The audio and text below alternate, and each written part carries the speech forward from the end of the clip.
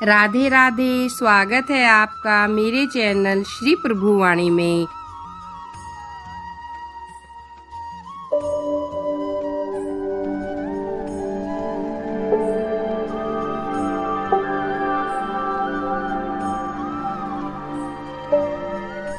ओम नमो भगवते वासुदेवाय नमः। श्री हरि की कृपा आप और आपके परिवार पर हमेशा बनी रहे। भक्तों, आज की वीडियो में मैं आपसे बात करने वाली हूँ निर्जला एकादशी के विषय में। आप वीडियो को पूरा देखिए। अगर पसंद आए तो वीडियो को लाइक और सब्सक्राइब अवश्य करें। भक्तों, साल में 24 एकादशियाँ पड़ती हैं, जिनमें से निर्जला एकादशी सबसे ज़्यादा महत्वपूर्ण मानी जाती है।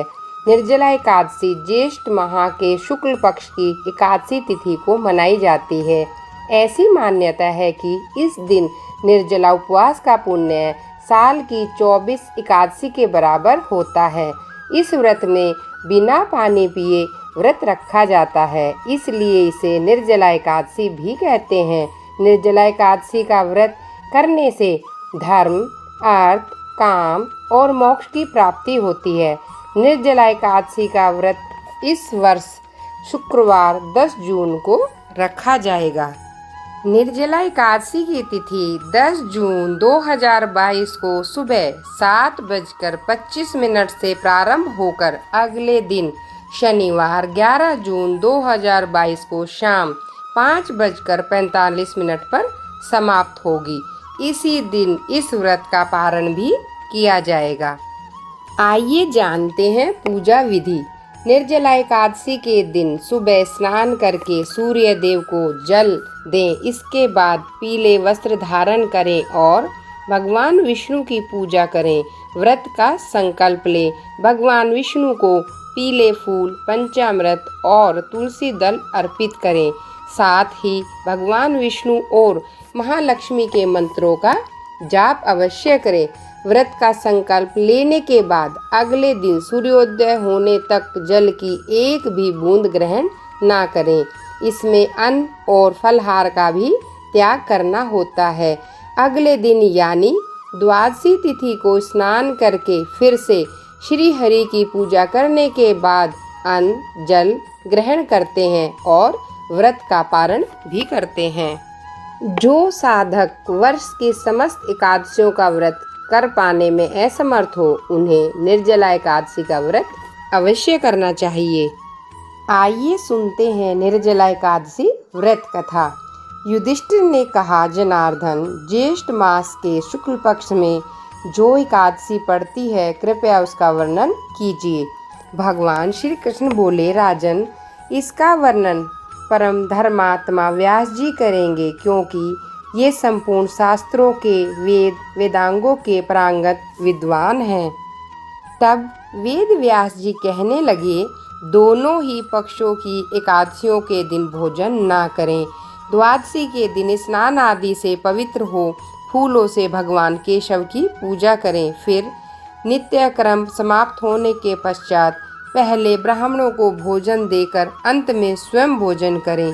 राजन, जन सोच और मरना सोच में भी एकादशी को भोजन नहीं करना चाहिए। यह सुनकर भीमसेन बोले, परम बुद्धिमान पितामह, मेरी बात सुनिए।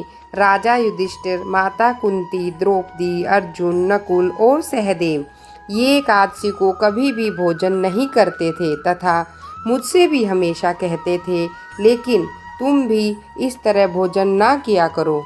परंतु मैं उनसे यही कहता था, भाई, मैं भगवान की शक्ति, पूजा आदि तो कर सकता हूँ, दान भी दे सकता हूँ, परंतु भोजन के बिना नहीं रह सकता। भीमसेन की बात सुनकर व्यास जी ने कहा, यदि तुम्हें स्वर्गलोक की प्राप्ति अभिष्ट है और नरक को दूषित समझते हो, तो दोनों पक्षों की एकादशियों के दिन भोजन न करना। भीमसेन बोले, महाबुद्धिमान पितामह, मैं आपके सामने सच कहता हूँ, एक बार भोजन करके भी मुझसे व्रत नहीं किया जा सकता।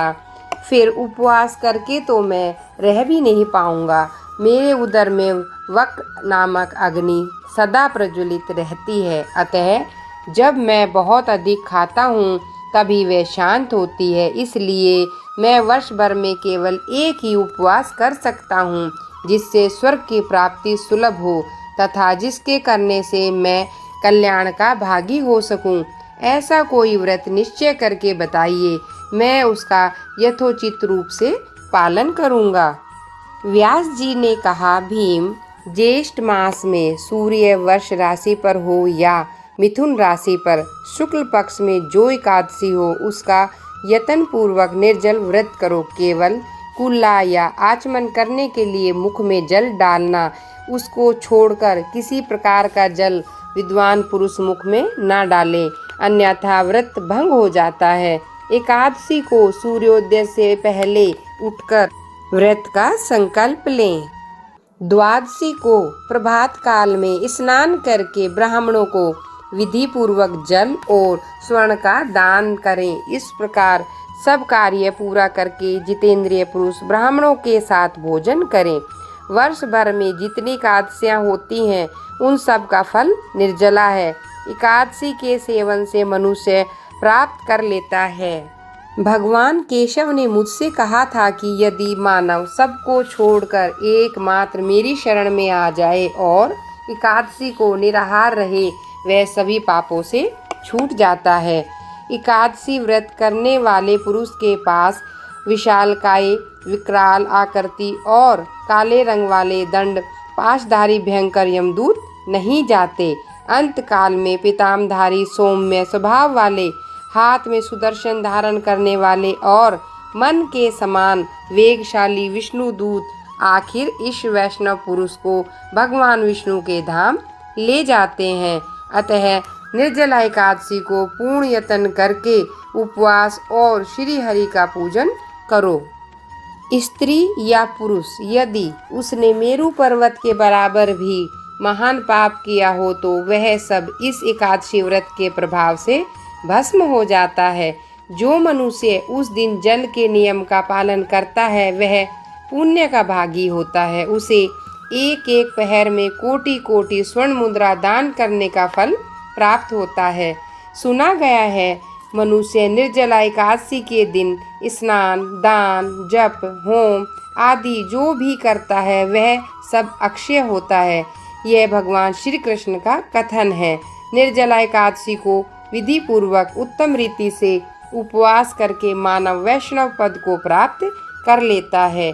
जो मनुष्य एकादशी के दिन अन्न खाता है, वह पाप का भोजन करता है। जो ज्येष्ठ के शुक्ल पक्ष में एकादशी को उपवास करके दान करेंगे, वे परम पद को प्राप्त होंगे। जिन्होंने एकादशी को उपवास किया है, वे ब्रह्मत्यारी, शराबी, चोर, गुरुद्रोही होने पर भी पातकों से मुक्त हो जाते हैं। कुंती नंदन, निर्जला एकादशी के दिन श्रद्धालु स्त्री पुरुष के लिए जो विशेष दान और कर्तव्य विहित है, उन्हें सुनो। उस दिन जल में शयन करने वाले भगवान विष्णु का पूजन और जल में धेनु का दान करना चाहिए। पर्याप्त दक्षिणा और भांति भांति के मिष्ठान द्वारा यत्न पूर्वक ब्राह्मणों को संतुष्ट करना चाहिए। ऐसा करने से ब्राह्मण अवश्य संतुष्ट होते हैं और उनके संतुष्ट होने पर श्री हरि मोक्ष प्रदान करते हैं। जिन्होंने सम, दम, दान, व्रत और श्री हरि की पूजा और रात्रि में जागरण करते हुए इस निर्जला एकादशी का व्रत किया है, उन्होंने अपने साथ ही बीती हुई 100 पीढ़ियों को और आने वाली 100 पीढ़ियों को भगवान वासुदेव के परम धाम में पहुंचा दिया। निर्जला एकादशी के दिन अन्न, वस्त्र, गौ, जल, सैया, सुंदर आसन, कमंडलू तथा छाता दान करने चाहिए। जो ज्येष्ठ तथा सुपात्र ब्राह्मण को जूता दान करता है, वह सोने के विमान पर बैठकर स्वर्गलोक में प्रतिष्ठित होता है।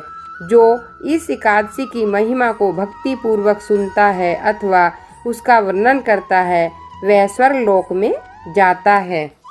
यह सुनकर भीमसेन ने भी इस शुभ एकादशी का व्रत आरंभ कर दिया। तब से यह लोक में पांडव द्वादशी के नाम से विख्यात हुई। निर्जला एकादशी की कथा समाप्त। राधे राधे। आपके सहयोग के लिए धन्यवाद। इसी तरह जुड़े रहिए हमारे साथ। नई नई वीडियो देखने और सुनने के लिए भगवान आप सभी पर अपनी कृपा बरसाते रहें और सभी मनोकामना पूर्ण करें। धन्यवाद।